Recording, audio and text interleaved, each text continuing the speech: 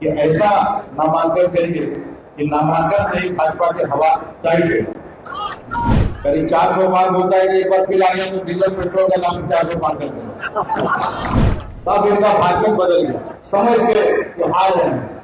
और हराने में सबसे ज्यादा योगदान अगर किसी राज्य का है साथियों तो वो बिहार का है। एक हम लोग का इंडिया अलायंस का कांग्रेस पार्टी का मैनिफेस्टो है, और ऐसा मैनिफेस्टो है कि आज तक मुझे लगता है कि ऐसा क्रांतिकारी सबको साथ लेके चलने वाला मैनिफेस्टो कभी आया नहीं होगा। डिप्टी चीफ मिनिस्टर हुए, नौकरियों का उन्होंने वादा किया। सीएम अभी तक आप लोग उनको नहीं बना पाए, लेकिन डिप्टी सीएम भी बन के 5 लाख नौकरियां देने का काम किया सबसे पहले हम पूछना चाहते हैं क्या हाल बा अपने लोगों में।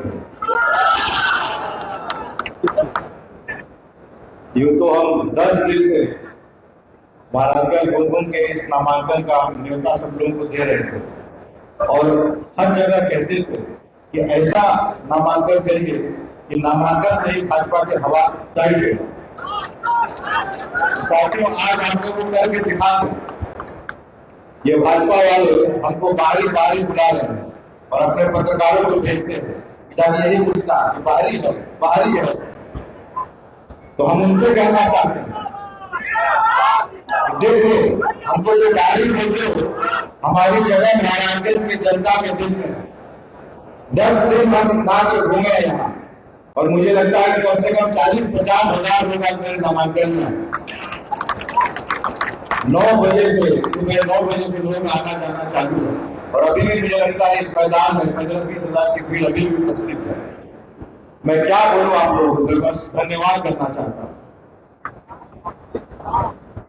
साथियों, आप लोग जानते हैं कि चुनाव हो रहा है, और 2 फेज का चुनाव हो भी गया।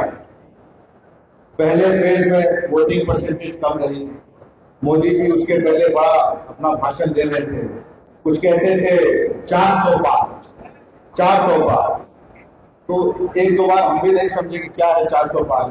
फिर हमारे पिताजी ने हमको कहा करीब 400 पार होता है कि एक बार फिर आ गया तो डीजल पेट्रोल का दाम 400 पार कर देगा। जिंदाबाद जिंदाबाद जिंदाबाद। पहला दूसरा तो हो गया, दोनों में पोलिंग प्रतिशत कम थी। तब इनका भाषण बदल गया, समझ गए कि हार रहे हैं।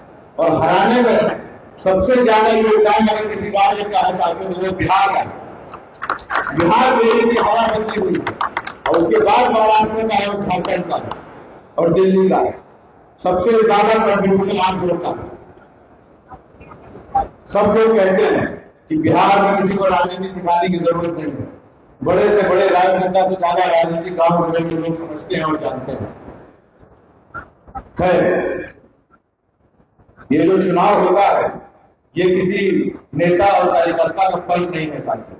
सब जगह हम बोलते आ रहे हैं इस बात को। ये पर्व होता है जनता और जनार्दन का। चुनाव भी ऐसा समय है जब आपके सामने बड़ा से बड़ा विधायक, बड़ा से बड़ा सांसद, मेरे जैसा उम्मीदवार, मुख्यमंत्री, यहाँ तक कि मोदी जी जैसा घमंडी प्रधानमंत्री भी आपके सामने आता है और झुकता। और आप लोग का समय रहता है मूल्यांकन करने का कि भाई वोट हम लोग क्यों दे रहे हैं, किस लिए दे रहे हैं।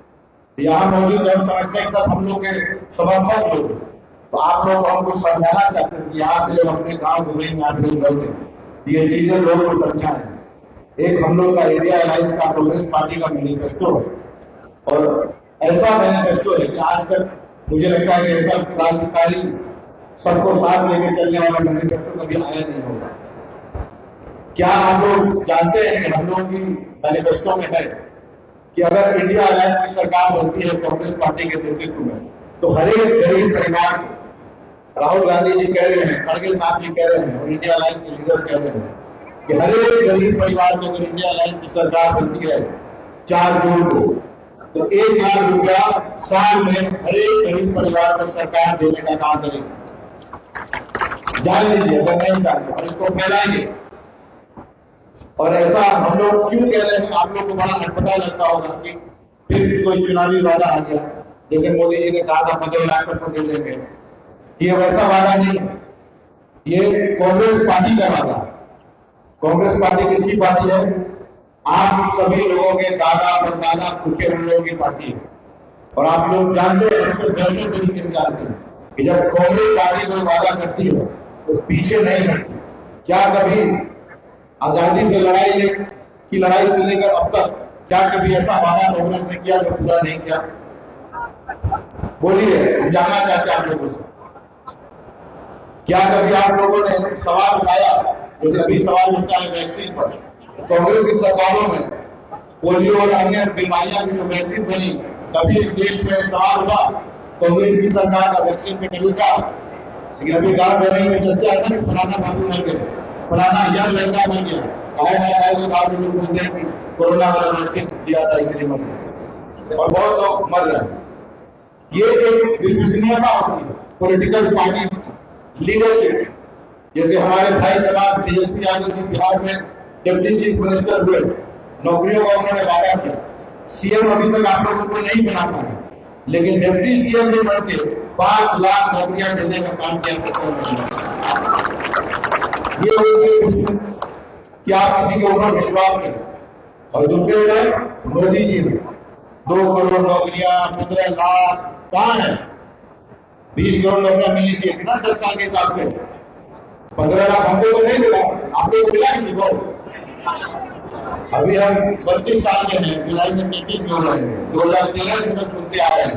उस समय उम्र थी 21 साल। बाबूजी कमिटमेंट देते रहे थे कि हम बिगड़े हुए थे, वही आप लोग कार्यकर्ता साथियों ने हमको बचपन से बिगाड़ के रखा था। कुछ सोचते थे कि मोदी जी 15 लाख दे देंगे, जाएंगे गोवा घूम के आएंगे, ऐसे हम भी करेंगे, लेकिन देखते रहे नहीं मिला पैसा। तो ये जो 1 लाख रुपया और हम कह रहे थे, ये योजना क्यों आई?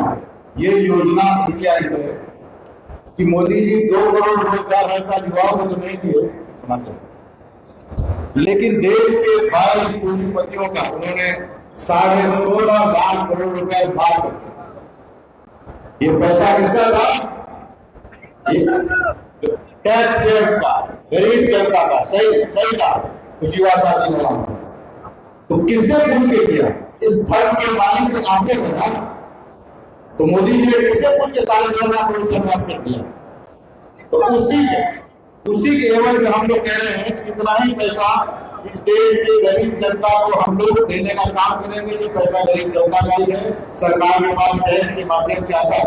5 रुपया का बिस्कुट का पैकेट आप लोग देखते हैं, पीछे बढ़िया उस पर लिखा रहेगा कितना टैक्स आपने इस पे दिया है।